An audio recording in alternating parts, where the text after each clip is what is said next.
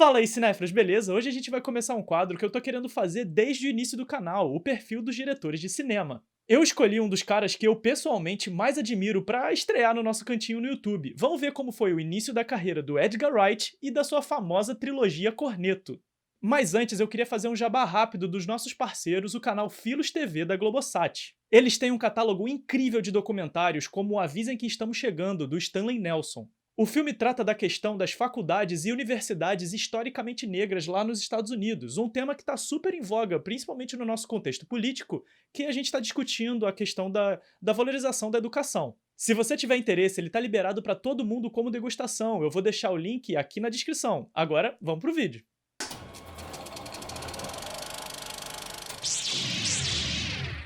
Edgar Howard Wright nasceu em 1974 em Poole, mas foi criado em Wells, uma das menores cidades da Inglaterra. Desde criança ele amava assistir filmes e a experimentar com as câmeras, e já naquela época ele sabia que queria fazer algo relacionado à sétima arte. Claro que boa parte disso vem da influência dos seus pais, que eram ambos professores de arte, mas aos 14 anos de idade ele assistiu a um documentário que seria um divisor de águas em sua vida. A produção era sobre o Sam Raimi e o filme Uma Noite Alucinante, A Morte do Demônio ou The Evil Dead. Ao ver trechos de alguns dos seus filmes em Super 8 e aprender a história do cineasta americano e como ele começou sua carreira, Edgar compreendeu que o que ele queria na vida era se tornar um diretor de cinema. Antes de comentar sobre os seus filmes de maior orçamento, aqueles que tiveram uma distribuição mais expressiva, eu queria chamar a atenção para o curta-metragem Dead Right. Disponível no YouTube, essa foi a primeira experiência dele como diretor, e o que eu achei incrível desse filminho independente é o quão o estilo de Wright já estava delineado. Várias de suas marcas são encontradas, como o carinho especial com as transições e os movimentos de câmera, a trilha e os efeitos sonoros muito presentes na narrativa, a mistura harmônica entre comédia e violência, só para citar alguns. Essa consistência é uma coisa rara de se encontrar e, na minha opinião, isso aconteceu por dois motivos. O primeiro é que ele é um diretor precoce. Desde bem cedo ele consumiu muito cinema e já começou a brincar com as câmeras. Isso fez com que ele já trabalhasse na sua forma de contar histórias desde muito cedo. O segundo motivo é o tipo de visão que Wright tem do cinema. Ao ser perguntado sobre o que é mais importante para ser um cineasta, ele comenta: "Eu acho que você só precisa encontrar a sua voz e encontrar o seu estilo. Eu acho que a coisa mais importante é tentar e filmar o máximo que você puder." Quero dizer, eu não vim de nenhum tipo de família rica ou coisa assim, então todos os meus esforços no início eram só eu meio que juntando qualquer equipamento que eu conseguisse e tentando fazer um filme. Eu fiz coisa com zero de orçamento. Eu acho que o principal é que o único jeito de você realmente aprender alguma coisa é você fazer aquilo. Edgar Wright foi realmente um garoto prodígio. Aos 16 anos, ele venceu uma competição de um programa infantil que tinha como prêmio uma câmera de vídeo. Com o equipamento novo, Wright começou a fazer filmes cada vez mais longos e já com temáticas que fariam dele um sucesso, como os filmes policiais. O cineasta continuou fazendo curtas mesmo depois de ter entrado para a faculdade de artes, e isso acabou direcionando a sua carreira e abrindo oportunidades para ele exibir os seus trabalhos, como no circuito inglês de festivais amadores. Depois de completar apenas 20 anos, ele decidiu que iria fazer o seu primeiro longa-metragem, o seu próprio Evil Dead. A partir daí, ele começou a trabalhar no A Fistful of Fingers. Sobre o projeto, Wright comenta: "Ele é tão bobo quanto o título sugere, foi uma experiência incrível da qual eu tirei muitas lições porque eu não fiquei particularmente feliz com o resultado. Eu acho que é ok, mas não era o que eu tinha na cabeça, então eu tive essa experiência bem cedo de como a coisa acontece na prática, em termos de por que aquilo não funcionou como eu queria." O engraçado desse filme é que ele quase não se classifica como um longa, porque ele tem 78 minutos de duração, mas com enormes sequências de crédito. Então, na verdade, são no máximo 50 minutos de material que, de alguma forma, eu estiquei para 78 minutos.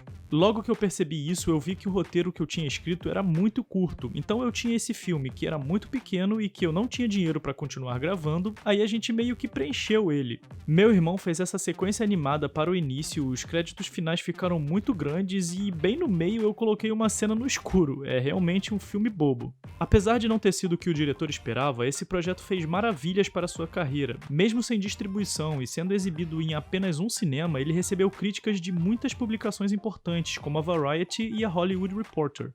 Mas o que realmente fez a diferença foi que os atores Matt Lucas e David Walliams, que já faziam um programa na televisão chamado Little Britain, foram assistir o A Fistful of Fingers no curto período em que ele ficou em cartaz. Wright aproveitou a oportunidade e se aproximou deles com uma ideia de um projeto que era quase um embrião para o Heróis de Ressaca. Uma coisa levou a outra, e em pouco tempo ele já estava dirigindo seu primeiro programa na televisão, com os dois atores integrando o elenco. Foi assim que ele começou seu caminho para ser um diretor profissional. Agora vamos dar uma olhada nos seus filmes mais importantes e como ele se tornou essa máquina de fazer filmes cults tão aclamado por audiência e crítica. Mas antes, deixa seu like e compartilha o vídeo, isso ajuda muito a gente a continuar o projeto. Mas vamos nessa! O cinema é, em sua natureza, uma arte coletiva. Não importa o quão marcante é o estilo de um diretor, ele sempre vai precisar de uma equipe que faça o filme se realizar. Desde o fotógrafo até o assistente de produção, passando por dezenas de profissionais como diretor de arte, figurinista, editor. Escolher essa equipe é uma das funções mais importantes do diretor, e eu vou começar falando do fruto de uma das parcerias mais produtivas do nosso perfil de hoje. Uma parceria que se confunde com a própria carreira do Edgar Wright. Isso porque o ator e roteirista Simon Pegg começou a trabalhar com cineasta inglês desde a série Asylum de 1996, na qual eles dividiram os créditos do roteiro. Desde então, eles fizeram a série Spaced e 4 filmes, sempre mantendo a colaboração na autoria da história e formando a parceria mais frequente de Wright. Mas vamos para a chamada trilogia Cornetto, que é o que interessa aqui. Esses filmes maravilhosos são verdadeiras cartas de amor aos gêneros que Wright admira. Ele parte de uma representação quase que irônica dos filmes de ação americanos e acaba construindo a sua versão para 3 subgêneros muito populares: terror, policial e sci-fi. Todo Mundo Quase Morto ou Shaun of the Dead.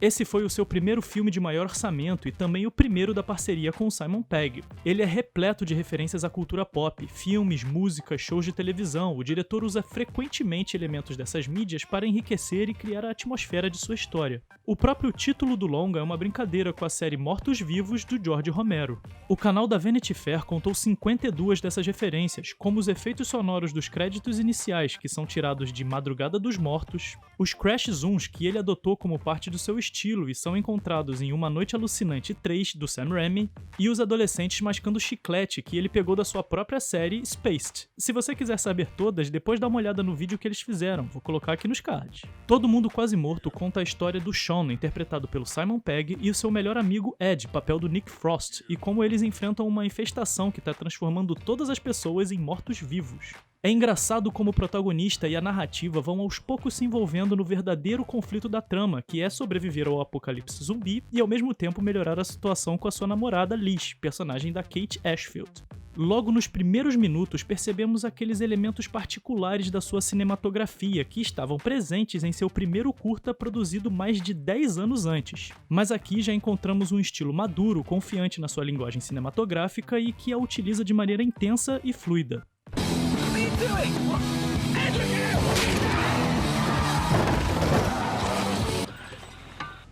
I think we hit something. Or someone. Chumbo grosso ou hot fuzz. Como no filme anterior, a narrativa usa o início para delinear o protagonista e aos poucos vai incluindo o conflito maior. Essa é a história do Nicholas Angel, interpretado pelo Simon Pegg, um policial exemplar que, de tanto se destacar no trabalho, acaba sendo transferido de Londres para uma pequena cidade do interior. Mas ao chegar na bucólica cidadezinha, o protagonista começa a desconfiar de que algo muito sinistro está acontecendo. Nessa produção, Wright dá um passo a mais para estabelecer o seu estilo. A montagem desse filme é incrível, com destaque para a sequência na qual o protagonista está se mudando para Spencer Hill. Outro exemplo fantástico de seu estilo são as referências que ele faz dos filmes de ação da década de 90, principalmente no final da trama. Wright reproduz exatamente as cenas de Os Bad Boys 2 ou Bad Boys 2 e Caçadores de Emoção ou Point Break. Esse é o meu favorito dos 3, não apenas pela história muito divertida, mas principalmente pela forma genial que o diretor constrói a narrativa. You never taken a shortcut before?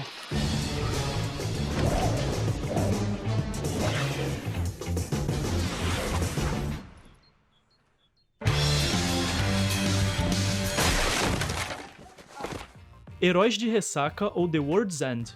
Nesse último capítulo da trilogia Cornetto, Wright continua a aplicar a sua tradicional fórmula narrativa. A primeira meia hora é dedicada a estabelecer o personagem central e a relação dele com os coadjuvantes, para logo depois jogá-los em uma situação fora do comum, para dizer o mínimo. Essa é a história de 5 amigos de colégio que se reencontram 20 anos depois para completar um desafio etílico inacabado. Mas o que deveria ser uma maratona de pubs inocente acaba virando uma batalha pela sobrevivência da espécie humana. Os elementos narrativos clássicos da trilogia de Wright estão presentes: os pubs, as puladas de cerca, os flares dramáticos, o elenco fiel e, é claro, os cornetos.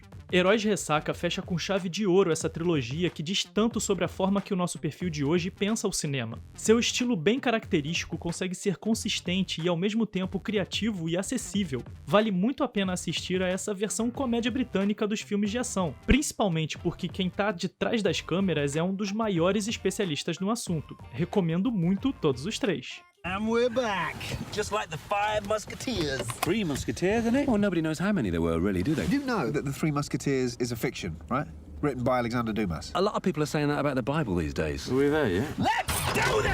Cinéfilos, eu dividi o perfil de hoje em 2 vídeos para poder trabalhar melhor a trajetória desse diretor incrível. Na parte 2, a gente vai ver como foi a carreira dele fora da Inglaterra, comentando os filmes Scott Pilgrim vs. The World ou Scott Pilgrim e Em Ritmo de Fuga ou Baby Driver. Também vamos falar dos próximos projetos do diretor, como Last Night in Soho, então não deixa de se inscrever aqui no canal e ativar as notificações. Ah, e se você quiser participar de todo o conteúdo que a gente produz, não deixa de seguir a gente no Instagram, @cinéfilosanônimos. Até o próximo vídeo. Tchau, tchau! Yes. No, that's rubbish. Sorry.